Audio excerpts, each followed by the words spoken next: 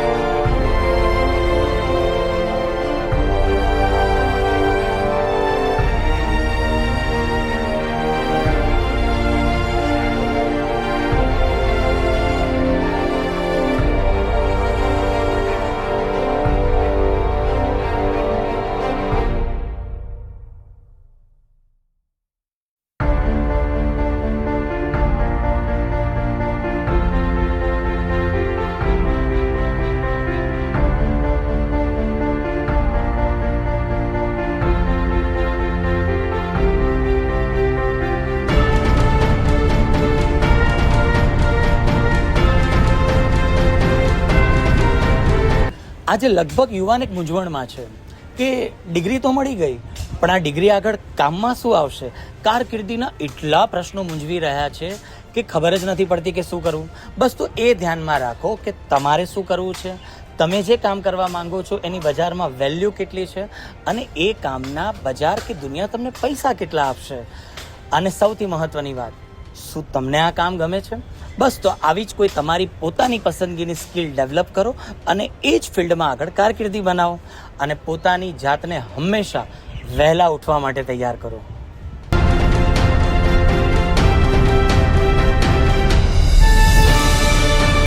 ગુજરાત પ્રાંતિક ન્યાય સભા અમદાવાદ દ્વારા આયોજિત આજના આ કારકિર્દી માર્ગદર્શન સેમિનારમાં વિદ્યાર્થીઓને અમે એવું એજ્યુકેશન આપવા માંગીએ છીએ કે વિદ્યાર્થીઓ આજે જે સેમિનારમાં એટેન્ડ થયા એમને જીપીએસસી, યુપીએસસી અને સ્પર્ધાત્મક પરીક્ષાઓનું માર્ગદર્શન મળી રહે એના ફેકલ્ટીઝ દ્વારા સારામાં સારી ફેકલ્ટી અમદાવાદની બોલાવી અને એમને માર્ગદર્શન પૂરું પાડ્યું છે, જેથી ભવિષ્યમાં એઓ જ્યારે પણ કોઈ કોમ્પિટિટિવ એક્ઝામની તૈયારી કરે ત્યારે એમને કઈ લાઈન લેવી જોઈએ, કેવી રીતે મહેનત કરવી જોઈએ, પ્રિલિમ્સ પરીક્ષા શું છે, મેઇન્સ પરીક્ષા શું છે, ઇન્ટરવ્યૂમાં કેવી રીતે સફળ થાય એનું માર્ગદર્શન આપવું.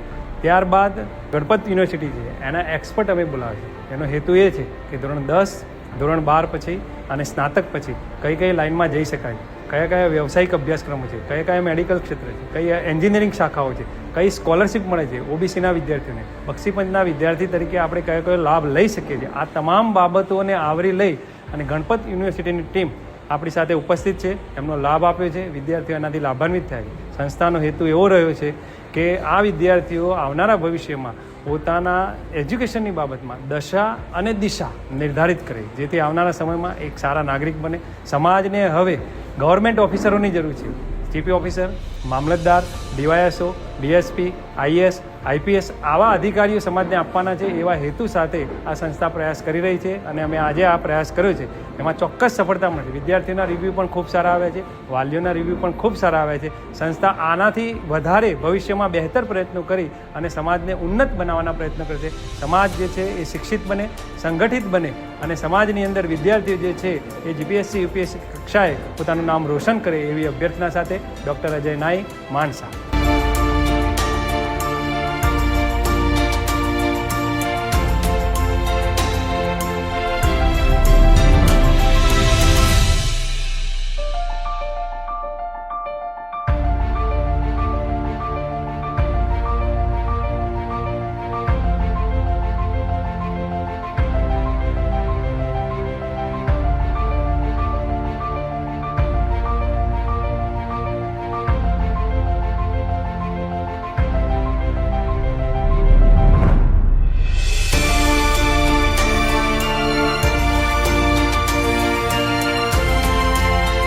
નમસ્કાર વિદ્યાર્થી અને વાલી મિત્રો, ધોરણ 10 અને 12નું પરિણામ જ્યારે આવી ગયું છે ત્યારે પરિણામ આવ્યા પછી દરેક વિદ્યાર્થી અને વાલીઓને એક મૂંઝવણ હોય છે કે હવે આગળ કારકિર્દીના કયા વિકલ્પો પસંદ કરવા, આટલી બધી કોલેજ, આટલી બધી યુનિવર્સિટી વચ્ચે કઈ કોલેજ, યુનિવર્સિટીમાં એડમિશન લેવું, કયા કોર્સમાં આગળ વધવું, એઆઈના યુગની અંદર કયો કોર્સ વધારે સારો રહેશે અને કયો કોર્સ આગળ જતાં ઓછો થઈ જશે, એવી બધી જ મૂંઝવણો વચ્ચે મારે આજે આ પ્લેટફોર્મથી દરેક વિદ્યાર્થી અને વાલીઓને કહેવું છે કે જ્યારે તમે કારકિર્દીનો નિર્ણય લેવા જઈ રહ્યા હો ત્યારે ભલે પ્રક્રિયા, એડમિશનની પ્રક્રિયા ભલે ઓનલાઈન માધ્યમ થતી હોય, પરંતુ તમારે ભણવાનું કોલેજ અને યુનિવર્સિટીમાં છે ત્યારે કોલેજ અને યુનિવર્સિટીની પસંદગી કરતાં પહેલાં તેની મુલાકાત કરવી ખૂબ જ જરૂરી બનતી હોય છે.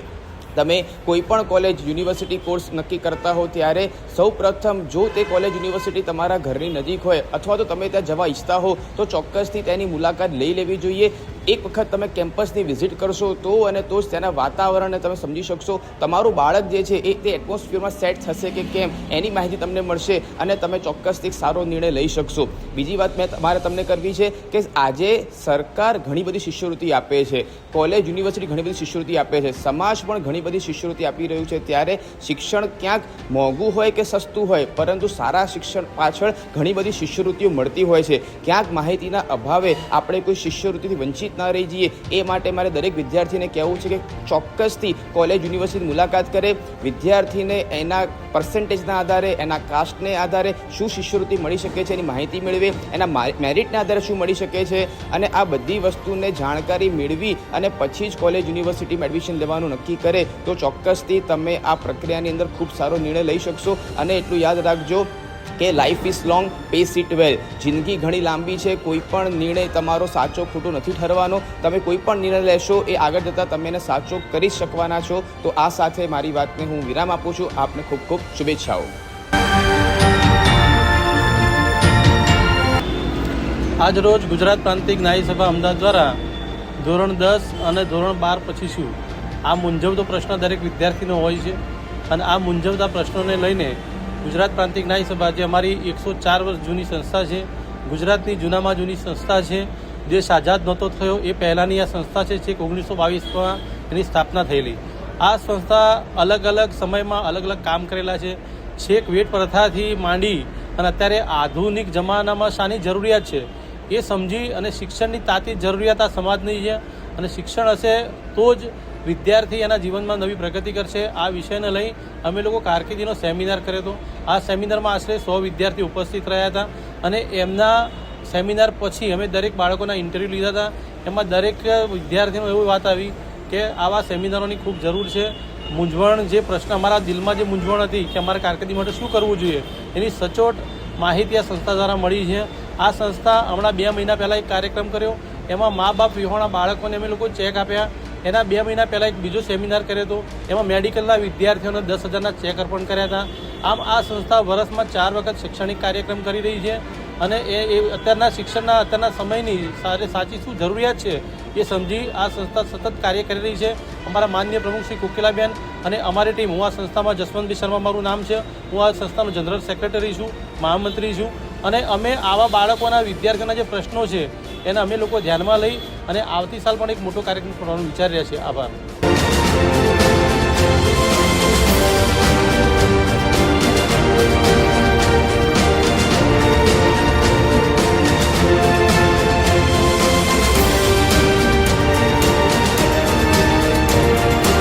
મારું નામ દશારિયા ચંદ્રકાંતભાઈ છે. આજે અમે નાઈ સમાજમાં અમે આવ્યા હતા. અમને આટલા નાઈ સમાજે અમને આટલો પ્રોત્સાહન આપ્યું કે આ 10મા પછી 12મા પછી તમારે શું કરવું જોઈએ, એટલે મને આ પ્રોગ્રામ બહુ જ સારો લાગ્યો. મારું નામ ન્યાય મનસ્વી છે. હું ગુજરાત પ્રાંતિક ન્યાય સમાજમાં સેમિનાર યોજાયો એમાં હું આવી છું. તેમાં મને ઘણું બધું માર્ગદર્શન મળ્યું. ધોરણ 10 પછી શું કરવું, ધોરણ 12 પછી શું કરવું, બધા સારી રીતે ગાઈડલાઈન આપે છે અને કેવી રીતે શું આગળ વધવું એ અમને ખૂબ જાણવા મળ્યું. તે બદલ ખૂબ ખૂબ આભાર. આજના જે આ ગુજરાત પ્રાંતિક ન્યાય સભા દ્વારા જે એજ્યુકેશન સેમિનાર યોજવામાં આવ્યો એમનું સખત આયોજન, પરિશ્રમ બદલ જે વિદ્યાર્થીઓને દૂર દૂરથી બોલાવવામાં આવ્યા છે અને જે પ્રમાણે ઘડતર તરીકે એ લોકોએ આ આયોજનની અંદર જે ઊંડાણપૂર્વક માહિતી અને વાલીઓને જે ઉત્કર્ષ કરીને બાળકો માટેના એમના ભવિષ્યના આગલા ઘડતર માટે કયા પ્રકારના સ્ટેપ લેવા જોઈએ, તમારા બાળકની શું કેપેબિલિટી છે, આપણા પોતાની આર્થિક પરિસ્થિતિ શું છે, એ બધા જ પરિબળોને એક મંચ ઉપર ગ્રહણ કરી અને બાળકોનું ભવિષ્ય કેવી રીતે ઘડતર કરી શકાય અને એ ફ્યુચર ઘડતરમાં જે બાળકને ઉચ્ચ સ્થાને લઈ ગયા પછી એ જ બાળકને આપણા સમાજની અંદર એક સ્થાને બેસાડી શકાય છે. તો એક આવા અભિગમ દ્વારા એ લોકો એવું કરવા માગે છે કે આવનાર પેઢીને શૈક્ષણિક રીતે મજબૂત કરી અને આપણા ન્યાય સમાજને એક વધારે ઉપર લઈ જવો છે, જેથી કરીને જે શૈક્ષણિક ગેપ અત્યારે પડી ગઈ છે એ ના પડે અને જે ન્યાય સમાજનો અત્યારે જે સમાજને જે અત્યારે શું કહેવાય પેલું રૂઢિચુસ્ત સમાજમાં જે વેટ પ્રથા ચાલે છે હજી ગામડાઓમાં, હજી ધીરે ધીરે જેમ જેમ શિક્ષણ આવશે તો શું છે આ વેટ પ્રથા બંધ કરીને બાળકો પોતાનું ભવિષ્યનું સરસ ઘડતર કરશે અને ઘડતર કરશે તો સારા સમાજનું પણ નિર્માણ થશે. Thank you. નમસ્કાર, મારું નામ રાકેશ સુરાણી છે અને મારી બેબી ધાર્મી સુરાણી. અમે ધાંગધ્રાથી આવી છીએ. ગુજરાત પ્રાંતિક ન્યાય સભા અમદાવાદ તરફથી જે આજે કારકિર્દી સેમિનારનું આયોજન કરવામાં આવ્યું હતું એ ખરેખર અહીંયા આવ્યા પછી જાણવા મળ્યું કે બહારના એટલે આપણા સમાજના જે આઉટ કન્ટ્રીમાં છે એ લોકો આટલા બધા સહયોગથી આવા કાર્યક્રમો અને આવા સંસ્થાઓની અંદર આટલું બધું કાર્ય કરે છે એની ખબર નહોતી, એ આજે જાણવા મળ્યું. બીજું કે ગણપત યુનિવર્સિટી અને બીજા અમુક સારા એવા ફેકલ્ટીઝને બોલાવીને અને વિદ્યાર્થીઓને 10 અને 12 પછી શું કારકિર્દીમાં આગળ વધી શકે એના માટેનું સૂક્ષ્મ અને ઝીણવટભરી માહિતી આ કાર્યક્રમમાં આપવામાં આવી. ખરેખર વિદ્યાર્થીઓને ખૂબ કામ લાગે એવી માહિતી અને દાતાઓના સહયોગથી જે કાર્યક્રમ થાય છે ખરેખર જાણીને અમને બહુ આનંદ થયો. અને આવા નવા કાર્યક્રમો થતા રહે તો સમાજને ખૂબ એનો ફાયદો થાય એવું મારું માનવું છે. હેલો એવરીવન, હું ખૂબ આભારી છું ગુજરાત પ્રાંતિક ન્યાય સભાની કે જેમને આ બહુ જ સરસ અમારા માટે કારકિર્દી જે સેમિનાર ગોઠવ્યો છે. જે મારા ભાઈ, નાના ભાઈને બીજા બધા ઘણા બધા ન્યાય સમાજના વ્યક્તિઓ છે એમને ખૂબ જ સરસ માર્ગદર્શન મળ્યું છે. આઈઆઈટી, ડિપ્લોમા એ બધાનો તફાવત અને યુપીએસસી, જીપીએસસી જે કઈ રીતના ક્રેક કરવીને કઈ રીતના અત્યંત સરસ ગુણ મેળવવા તે ખૂબ જ સરસ રીતે અમને શીખવવામાં આવ્યું છે. અને સૌથી હું આભાર માનું છું પ્રમુખ કોકિલાબેન પારેખનો. તો થેન્ક યુ સો મચ. નમસ્તે, હું સુરેન્દ્રનગરથી આવી છું. મારી દીકરી સાથે હું આવી છું. અમે લોકો અહીંયા આવ્યા ત્યારે ખબર પડી કે આપણો આણંદ ન્યાય સમાજ ઘણો આગળ છે. વિદ્યાર્થીઓને, બાળકોને એના ઉચ્ચ ભવિષ્ય માટે આગળ વધારવા માટે એ લોકો કેટલા અગ્રણી છે તે આજે જોવા મળ્યું. આનાથી બાળકોને ઘણું પ્રોત્સાહન મળે છે, ઘણું શીખવા મળે છે અને ઘણું ઘરે જઈને અમે બીજા પણ અમારા આવનાર બોર્ડમાં આવતા વર્ષે આવનાર બાળકોને પણ અમે ઘણી શિખામણ કે એને સજેશન આપી શકીએ છીએ. તે માટે ખૂબ ખૂબ આભાર. હું વર્ષા મોરીએ રૂપાલ પ્રાથમિક કન્યા શાળામાં નોકરી કરું છું. પ્રાંતિક ન્યાય સભામાં સેમિનારમાં આવી મને ખૂબ આનંદની લાગણી હતી. આટલી બધી ફેકલ્ટી હોઈ શકે અને આટલી બધી ફેકલ્ટીમાં બાળકો અવિરત પ્રયાસ કરીને પોતાનું સ્થાન મેળવી શકે અને આટલી હરોળમાં પણ પોતે આગળ આવી શકે એ માટે મને ખૂબ ગર્વ છે. હંમેશા ગુજરાત ન્યાય પ્રાંતિક સભા આવા અવિરત પ્રયાસોથી બાળકોને પ્રોત્સાહિત કરતી રહે અને કરશે જ એવા નમ્ર પ્રયાસ સાથે વિરમું છું. જય હિન્દ, જય ભારત.